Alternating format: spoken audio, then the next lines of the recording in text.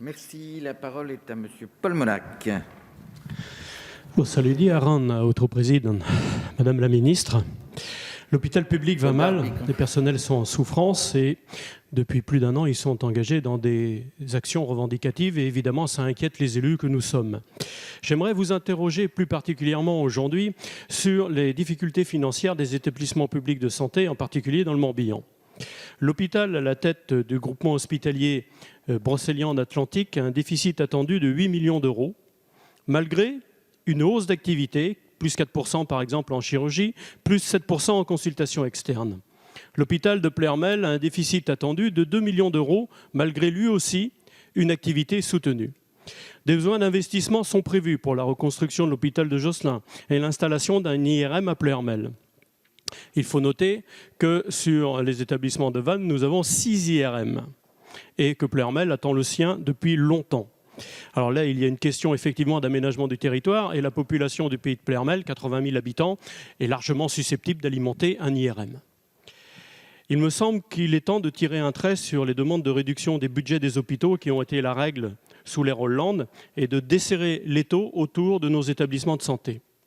Alors, quelles mesures le gouvernement va-t-il prendre pour pérenniser nos hôpitaux publics qui assurent les soins de proximité et aussi la prise en compte des polypathologies ? Parce que c'est particulièrement important. On ne va pas revenir sur la tarification à l'acte. Et vous avez annoncé 150 millions par an, 450 millions d'ici 2022. Je crains, Madame la Ministre, que ces sommes soient inférieures aux besoins réels. Donc j'aimerais connaître votre point de vue sur leur répartition et sur l'analyse quantitative que vous faites des besoins de nos hôpitaux. Je vous remercie. Merci, Madame la Ministre. Merci, Monsieur le Président. Monsieur le député Paul Molac, les 450 millions d'euros, c'est en dehors quasiment du plan Investir pour l'hôpital. C'est simplement des crédits alloués pour réinvestir dans le quotidien, pour acheter des lits, des brancards, des échographes. Ça n'a rien à voir avec le plan Investir pour l'hôpital, enfin rien à voir. C'est en plus du plan qui dégage 1,5 milliard d'euros pour augmenter les budgets hospitaliers sur 3 ans. Et ça, c'est un engagement pris par le gouvernement. Et c'est sans compter sur la reprise de la dette qui est un investissement massif, vous le savez.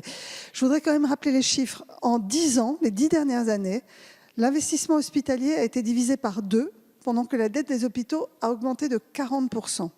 Donc le plan de reprise de dette qui est proposé, reprise de 30% de la dette hospitalière, c'est une décision de rupture par rapport à cette évolution et c'est nettement attendu par les personnels hospitaliers. Beaucoup de personnels savent à quel point la dette de leur hôpital empêche l'hôpital de recruter du personnel ou de réinvestir. Cette masse financière nouvelle injectée chaque année va permettre aux hôpitaux de financer des projets qu'ils n'ont pas pu financer jusqu'à présent. D'ici 2022, c'est donc un montant de 10 milliards de dettes qui vont être repris aux hôpitaux. Cela représente un tiers de l'encours total de la dette hospitalière actuelle qui ne sera plus à la charge des établissements. Pour 10 milliards de dettes reprises, cela représentera les premières années un montant évalué entre 800 millions d'euros et 1 milliard d'euros pour les établissements de trésorerie accessibles.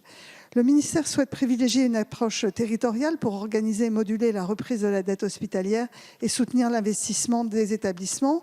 J'ai lancé une mission IGAS et IGF afin d'accompagner les administrations dans la conduite de ce chantier qui constitue une innovation sans précédent. Ça n'avait jamais été fait. Et le rapport des inspections sera présenté en mars 2020.